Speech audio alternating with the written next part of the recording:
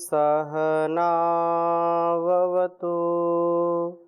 सहनौ भुनक्तु सह वीर्यं करवावहै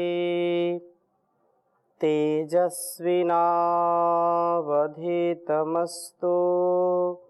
मा विद्विषावहै।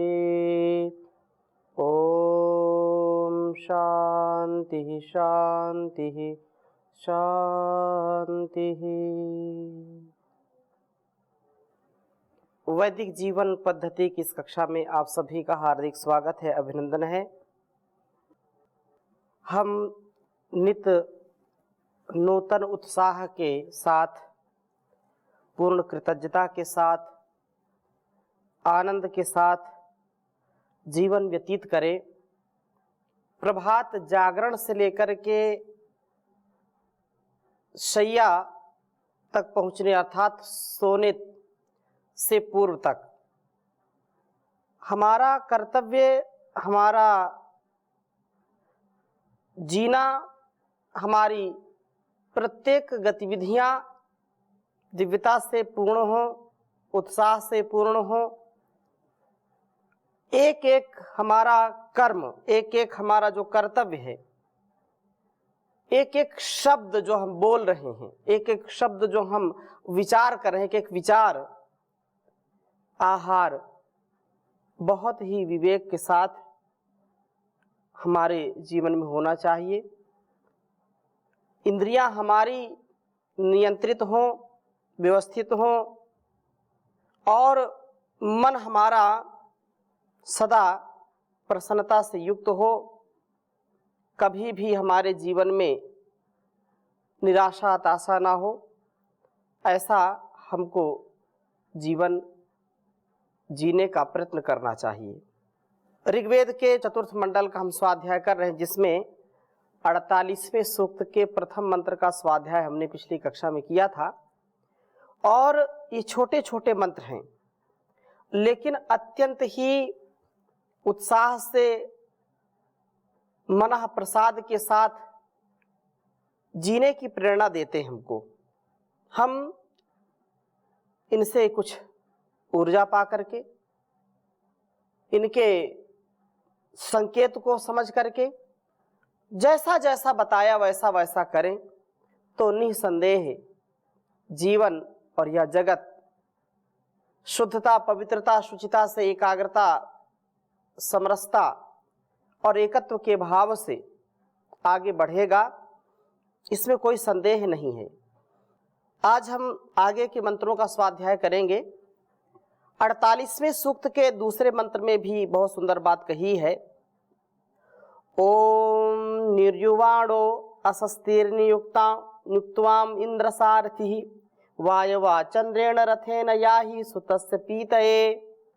यह जो वेद मंत्र का अंतिम भाग है, वायवा चंद्रेण रथेन याहि सुतस्य पीतये, ये 3-4 मंत्रों में अंतिम पंक्ति एक साथ ही है।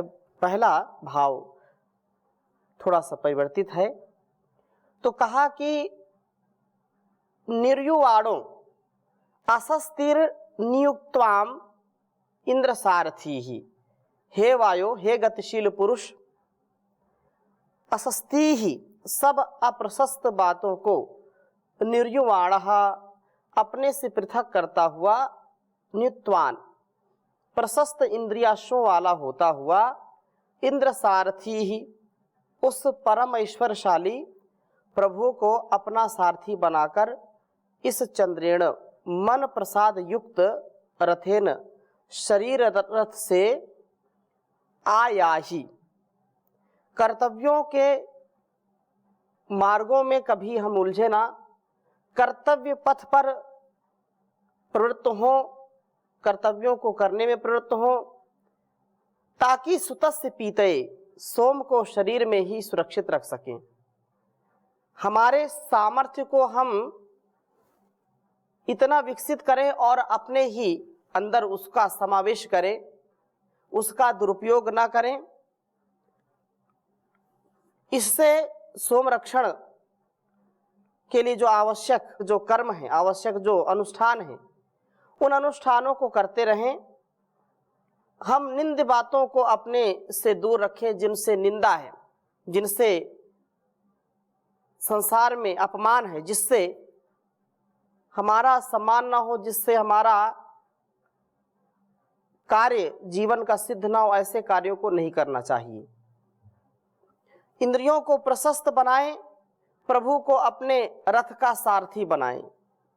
मना प्रसाद के साथ जीवन में सत्क्रियाओं में, सदकर्तव्यों में सदा लगे रहें, तो यह इंद्र जो हमारा सारथी है, वह इंद्र सारथी, इंद्रियों को ठीक ठीक चलाने वाला प्रभु का सामर्थ्य, प्रभु की भक्ति हमको निसंदेह अप्रशस्तता से दूर करेगी और सदा क्रियाशील बना करके सदा सोम के रक्षण में ओम ओम का जो जप है, प्राणायाम का जो तप है और जो क्रियाशीलता है, उससे ही हमारा जीवन उत्साह में, उमंग में, उल्लास में, आरोग्य में प्रतिष्ठित हो सकता है। अन्य कोई दूसरा उपाय नहीं है।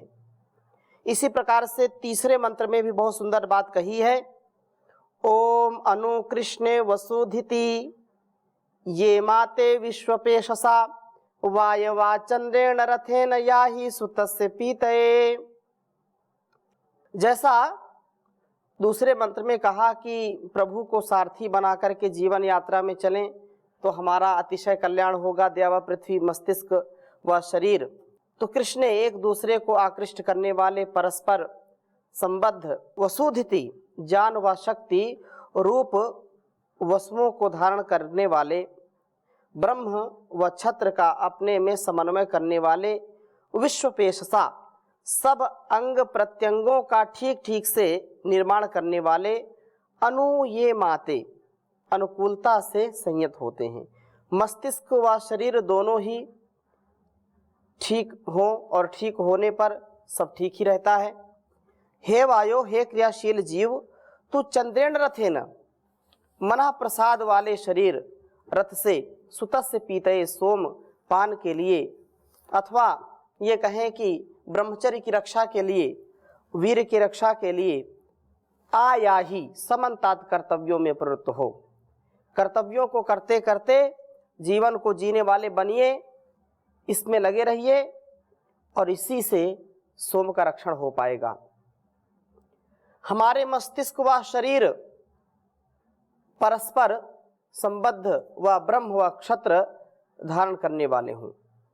तो ये तीसरे मंत्र तक की बात थी। चौथे मंत्र में बहुत सुंदर बात कही है, बहुत प्रसिद्ध है कि हम कर्मों को करें, लेकिन कैसे? मनन पूर्वक करें। हम समझ करके, मनन पूर्वक, ज्ञान पूर्वक, चिंतन पूर्वक कर्मों को करें। तो मत्वा कर्माणि सीव्यन्ति, मनुष्य किस लिए मत्वा कर्माणि सीव्यन्ति, इसलिए मनुष्य कहलाता है, मन करके, चिंतन करके कर्मों को करता है। तो चौथा मंत्र आपके समक्ष मैं रखता हूं, इसको लिखता हूं, फिर चर्चा करूंगा। ओम वहन्तु त्वा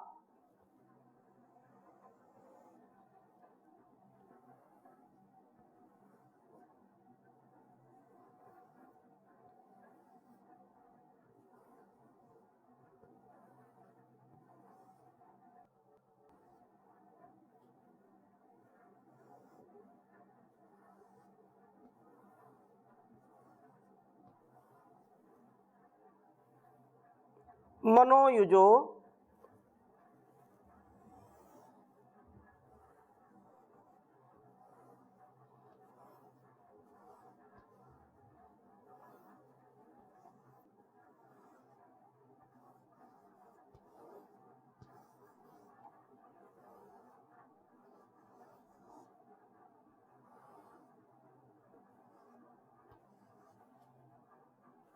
युक्तासो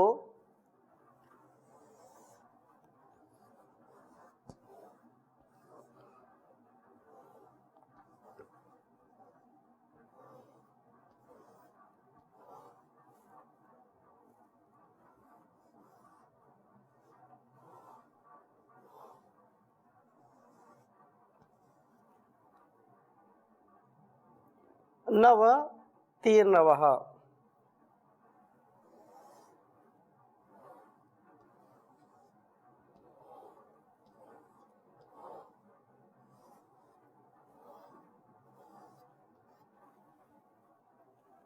नवतिर्नव।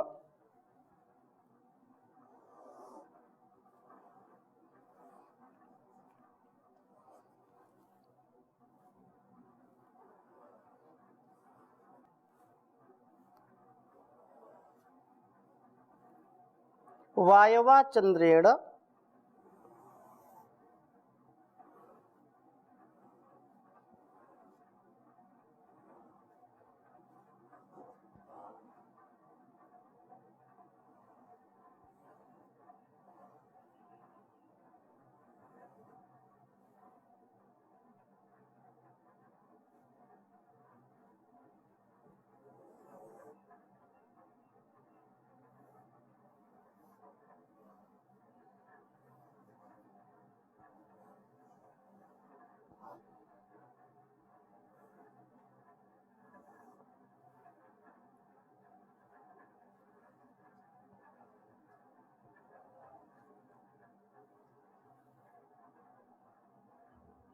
रथेन याहि।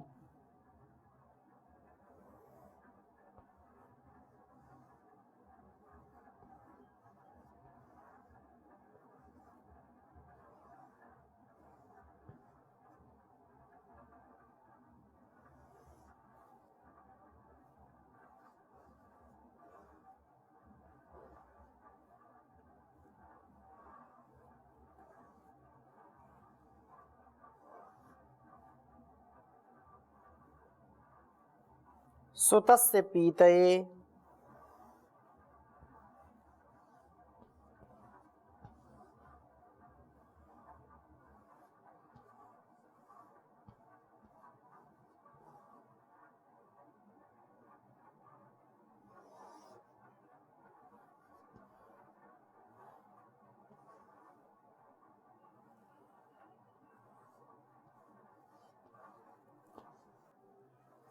ऋग्वेद के चतुर्थ मंडल का यह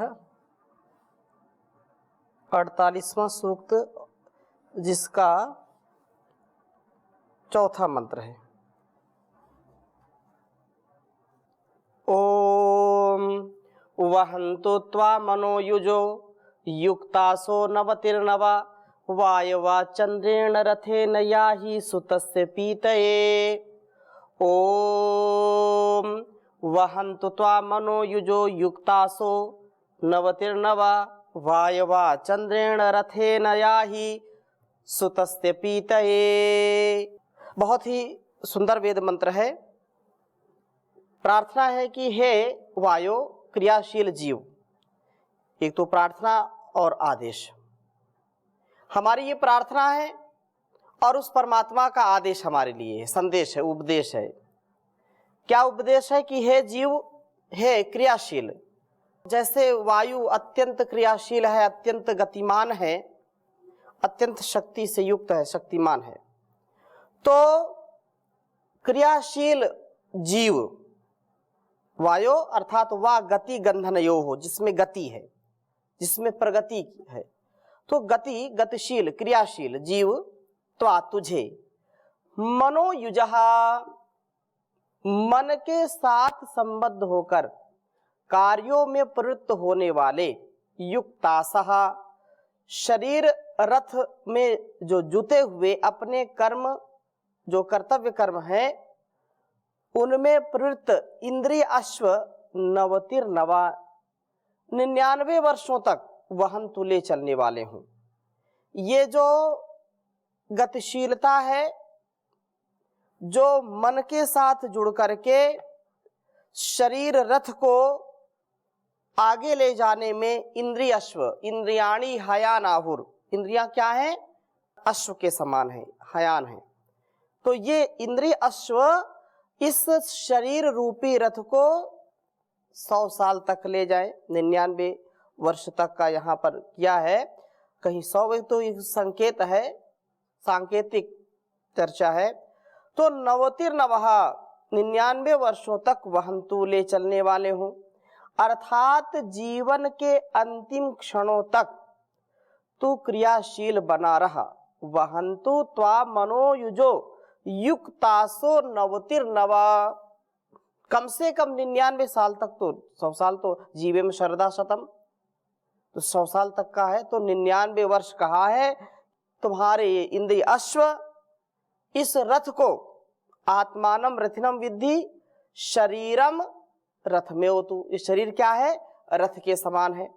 तो इस शरीर रूपी रथ को ये इंद्रिय रूपी अश्व कम से कम 99 वर्ष तक स्वस्थ रखें, 99 वर्ष तक इसका संचालन करने वाले हों, अर्थात जीवन के अंतिम क्षणों तक तू क्रियाशील बना रहा।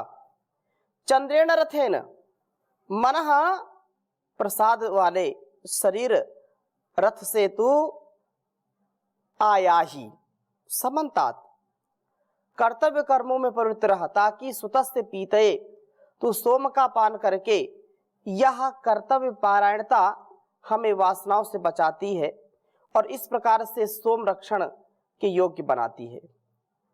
मनुष्य का यह मनोयुजा जो कहा कि मन के साथ युक्त, अर्थात मन यदि चिंतन युक्त नहीं है, मन में यदि ईश्वर के प्रति भक्ति नहीं है, मन में यदि अपने से बड़ों का सम्मान नहीं, उनकी बातों का सम्मान नहीं है, यदि मन में क्या सही क्या गलत है इसका भार नहीं है, तो मन हमारा दुर्गति को ले जाता है। लेकिन कहा तन में मनः शिव संकल्पमस्तु, ये हमारा मन कैसा है? शिव संकल्प से युक्त है, ऐसा ही ये बना रहे, ऐसी प्रार्थना है। तन में मनः शिव संकल्पमस्तु, ये संकल्प ऐसा हो जो शिव कल्याणे, कल्याण से युक्त विचार वाला, मनन वाला मेरा मन हो, ऐसा जिसका जीवन हो गया। और वास्तव में मन का अत्यंत प्रभाव है। मन यदि व्यक्ति का श्रेष्ठ है तो निसंदेह मन का कार्य अत्यंत महनीय है, इंद्रियों को नियंत्रित रखता है। मन इंद्रियों को विषयों में फंसने नहीं देता है। लेकिन जब यही मन इंद्रियों के साथ मिल जाता है, वासना से युक्त हो जाता है, तो उपासना में इसका मन लगता नहीं है। इसलिए कर्मों का अनुष्ठान अच्छी प्रकार से हो, इसके लिए प्रार्थना है। और वेद में भी कहते हैं कुर्वन् निवेह कर्माणि जिजी विशेष शतम समाह एवं त्वयि नान्यथेतोस्ति ना कर्म लिप्यते नरे, कि तुम कर्म करो लेकिन अपने स्वधर्म को आत्मानुकूल, वेदानुकूल, ऋषि प्रोक्त, शास्त्रोक्त ढंग से करो। मनमानी आचरण उचित नहीं है। किसी भी कार्य को करने के लिए पहले विचारो, मनन चिंतन पूर्वक करो। और मनन चिंतन पूर्वक किया हुआ कार्य सोच विचार करे। कहते हैं बिना विचारे जो करे सो पाछे पछताए, काम बिगाड़ो आपनो जग में होत हंसाए। तो जग में हंसी ना हो, हम मन में पहले विचारें कि ये सही है या गलत है। कर्म तो करना पड़ेगा, लेकिन कर्म का मर्म वही व्यक्ति समझता है जो वास्तव में विचार पूर्वक, चिंतन पूर्वक, आत्म अनुकूल आचरण करता हुआ जीवन को जीता है। इसलिए यह कर्म हमारे अंतिम क्षणों तक हमारा साथ देता है। और मृत्यु के बाद जो संस्कार के रूप में रहता है, तो श्रेष्ठ संस्कार, शुभ संस्कार हमको जो आगे का जीवन है उसमें सहायता करता है, उसको श्रेष्ठ बनाता है। तो कहा है यजुर्वेद में भी कहा, अथर्ववेद में भी कहा कि अविश्वस्चा बिलम विश्यामि मायया ताभ्याम उदधृत्या वेदम अथ कर्माणि कृण्महे, कि परिच्छिन्न जीवात्मा और व्यापक परमात्मा के रहस्य को मैं बुद्धि के द्वारा प्राप्त कर लेता हूँ। जीव और ईश्वर इन दोनों के विवेचन में वेद को धारण करके फिर हम शुभ कर्मों को करते हैं। अर्थात यह जो उपदेश है, ये वेद का संदेश है, इसको आत्मसात हम करें। ऋग्वेद में भी कहा है, ओम इंद्रम क्रतुन आभर पिता पुत्रेभ्यो यथा शिक्षाणो अस्मिन् पुरोहुता यामानि जीवा ज्योतिरसीमहि। कहा कि इंद्र कर्तुम न आभर पिता पुत्रेभ्यो यथा शिक्षाणो अस्मिन् पुरोहुता यामनि जीवा ज्योतिरसीमहि, कि हे परम ऐश्वर्यशाली परमात्मा, हे प्रभु परमात्मन, आप हमें उसी प्रकार कर्म से युक्त करो जैसे पिता अपने पुत्रों को कर्म में लगाता है। कर्म में, पुरुषार्थ में माता पिता तो लगाते हैं, बेटा ये काम करो, अब गलत कार्य नहीं करना, इस राह पर चलना, ऐसा करना, ऐसा करना, ऐसा करना। एक एक कर्म का, एक एक कर्तव्य का बोध कौन कराता है? पिता कराता है। तो कहा जैसे पिता एक एक कर्म को बताते हैं कि ऐसा करो, ऐसा ना करो। हे परम पिता परमेश्वर, आप तो सबसे बड़े पिता हैं, पिताओं के भी पिता हैं, परम पिता हैं, आप सबके स्वामी हैं, सबसे ऐश्वर्यशाली हैं। तो हे परमात्मन, हे ऐश्वर्यशालीन प्रभु, आप हमें उसी प्रकार कर्म से युक्त करो जैसे पिता अपने पुत्रों को कर्मयुक्त करता है, धर्मयुक्त करता है। हे बहुतों से पुकारे गए ईश्वर, आप हमें व्यवहार मार्ग में शिक्षित करो, जिससे हम जीवात्मा प्रकाश को प्राप्त कर सके, हम जीवन को श्रेष्ठतम बना सकें। कर ले भला होगा भला, अंत भला है, बस यही संसार में जीने की कला है, बस यही संसार में जीने की कला है। तो संसार में जीने की कला क्या है? कर ले भला, करो, कर्म करो। कैसे? भले कर्म करो। भला किसी का कर न सको तो बुरा किसी का मत करना, पुष्प नहीं बन सकते तो फिर कांटे बन कर मत रहना। सत्य वचन ना बोल सको तो झूठ कभी भी मत बोलो, बोलो यदि पहले तो लो तुम, फिर मुंह को खोला करना। ये संसार ऐसा ही है, और जो विचार पूर्वक करता है वो कभी त्रुटि नहीं करता। तो हम यहीं पर विराम लेते हैं, शेष चर्चा अगले मंत्र में और करेंगे। ओम शांति शांति शांति।